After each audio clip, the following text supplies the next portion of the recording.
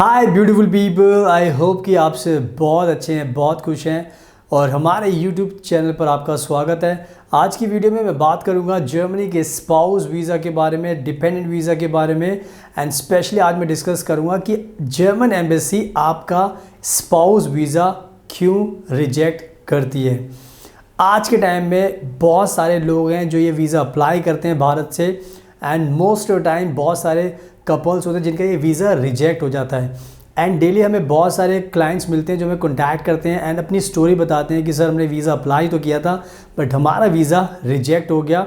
And German embassy सबको अलग अलग रीज़न्स देती है रिजेक्शन की। तो आज के टाइम में आपको पता होना चाहिए कि जब भी आप ये वीज़ा अप्लाई करते हो, अपनी फ़ाइल सबमिट करते हो, तो वीज़ा ऑफिसर बहुत ही केयरफुली आपकी फ़ाइल को चेक करता है एंड बॉटम तक जाने की कोशिश करता है, समझता है कि आपकी जो मैरिज है वो जेन्युइन है या फिर आपकी जो शादी है वो डाउटफुल है, आपका जो रिलेशन है वो डाउटफुल है। तो बहुत सारी चीज़ें चेक करने के बाद ही वीज़ा ऑफिसर डिसाइड करता है कि आपको वीज़ा मिलना चाहिए या नहीं मिलना चाहिए।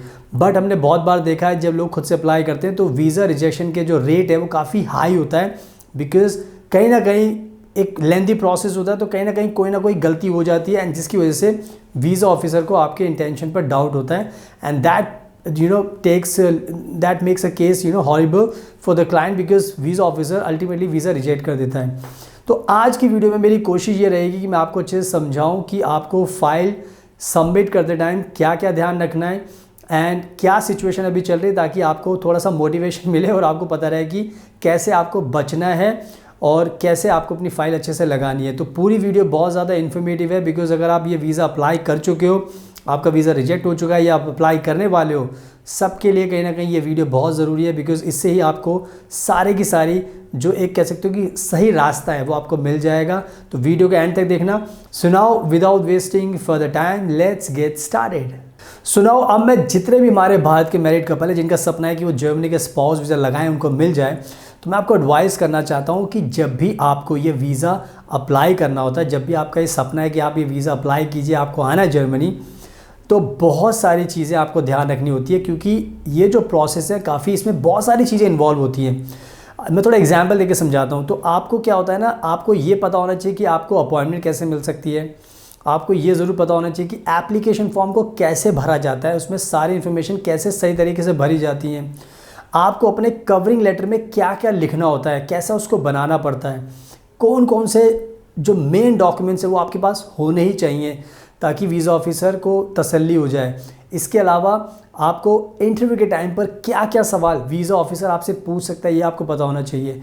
एंड सबसे इम्पॉर्टेंट चीज़ है कि वीज़ा ऑफिसर को आपको कन्विंस करना आना चाहिए, जो भी क्लेम्स आपने अपनी वीज़ा एप्लीकेशन फ़ाइल में किए हैं उसको आपको प्रूव करना होता है, तभी वीज़ा ऑफिसर को यकीन हो पाता है कि आपका जो केस है वो किस तरीके का है। तो इसके अंदर अब आपको मेरी बात तो समझ में आ गया होगा कि कितनी सारी चीज़ें इसमें होती हैं, तो आपको सारी चीज़ें पता होंगी, सब चीज़ों को आप सही से करोगे तो ही आपको वीज़ा मिलेगा।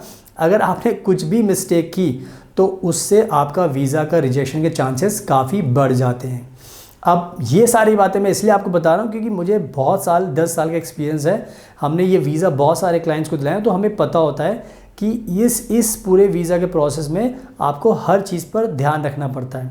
और ये सारी बातें मैं आपको इसलिए बता रहा हूँ क्योंकि हमें 10 साल का एक्सपीरियंस है, हमारे पास डेली बहुत सारे क्लाइंट्स आते हैं स्पाउस वीज़ा जो अप्लाई करते हैं, हमारे पास हर टाइप के केस आते हैं। एग्जाम्पल के तौर पर बहुत सारे स्टूडेंट्स होते हैं जो अपना स्पाउस वीज़ा अप्लाई करना चाहते हैं, बहुत सारे ब्लू कार्ड होल्डर्स हैं जो अपने स्पाउस वीज़ा अप्लाई करना चाहते हैं, बहुत सारे लोगों के पास PR है जो स्पाउस वीज़ा अप्लाई करना चाहते हैं जी, बहुत सारे लोगों के पास सिटीजनशिप है जो वीज़ा ये स्पाउस वीज़ा अप्लाई करना चाहते हैं। एंड बहुत सारे लोग हमें कॉन्टैक्ट करते हैं कि सर हमने ये वीज़ा अप्लाई कर दिया और हमें विश्वास था कि हमें वीज़ा मिल जाएगा, बट हुआ क्या, जब हमने फ़ाइल सबमिट कर दी उसके बाद वीज़ा जर्मन एम्बेसी ने हमारा वीज़ा रिजेक्ट कर दिया। तो आप कह सकते हो, आप सोच सकते हो कि हर तरीके की कैटेगरी के लोग हमें मिलता है। एंड हमारी वीडियोस देखने के बाद बहुत सारे लोग हमें अप्रोच करते हैं। ये जितने भी लोग मैंने बताया, PR होल्डर वाले, सिटीजनशिप वाले एंड स्टूडेंट वीज़ा वाले, ब्लू कार्ड होल्डर वाले, इन सबको हमने वीज़ा दिलाया, बिकॉज रिजेक्शन के बाद इन्होंने हमें अप्रोच किया एंड इनको हमने बताया कि आपने अपनी फ़ाइल में क्या क्या गलती की है। हमने इनकी सारी गलती को रेक्टिफाई किया, इनकी स्टोरी अच्छे से बनाई एंड जब हमने अप्लाई किया तो इनको वीज़ा हमने दिला दिया, क्योंकि मैंने बताया कि हमें ये वीज़ा पता है कैसे मिलता है, वीज़ा ऑफिसर को कैसे कन्विंस करना है। और सबसे इंपॉर्टेंट चीज़ ये है कि हम खुद से बहुत बार, मतलब जैसे आप ये वीडियो देख रहे हो तो you can see also on our YouTube channel कि हमने कितनी सारी वीडियोस बनाई है। हम हर वीडियो में आपको बताते हैं कि ये वीज़ा इतना आसान नहीं है, नई नई अपडेट्स आती हैं वो भी आपको साथ शेयर करते हैं कि हर चीज़ का आपको ध्यान रखना है ताकि आपसे गलती से भी कोई गलती ना हो। तो हम अपनी तरीके से पूरी कोशिश करते हैं कि आपको वीडियोस बनाकर समझाने की कि आप अपने जब भी केस अप्लाई करो तो सब चीज़ें आपको पता होनी चाहिए।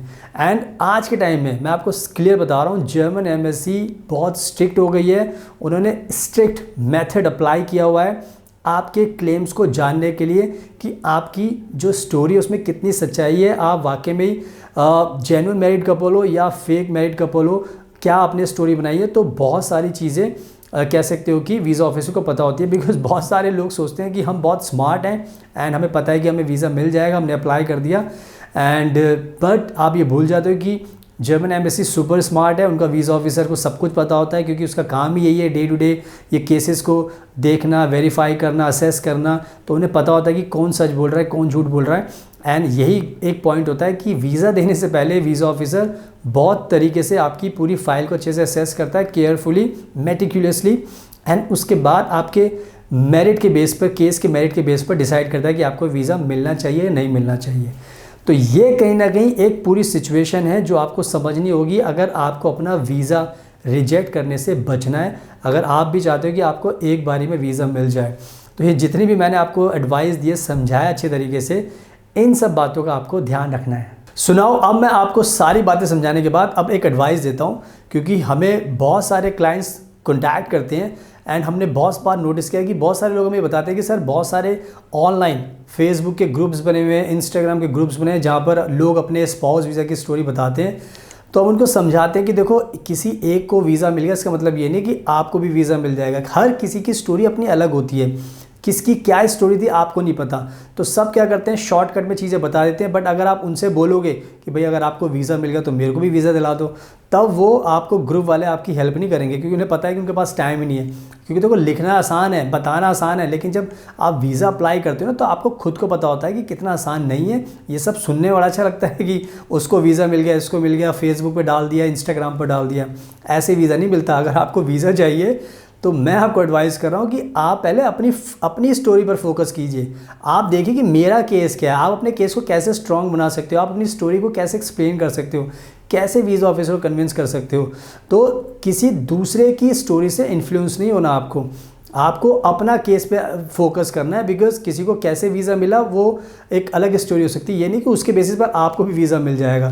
तो जितने भी ग्रुप्स होते हैं जिन पर आप जाकर चेक करते हो, इन्फ्लुएंस होते हो, उससे थोड़ा दूर रहिए। अपना खुद से दिमाग लगाइए, चीज़ें असेस कीजिए, उसके बाद फिर आपको वीज़ा मिलेगा। ये मेरी आपको ऑनेस्ट एडवाइस है।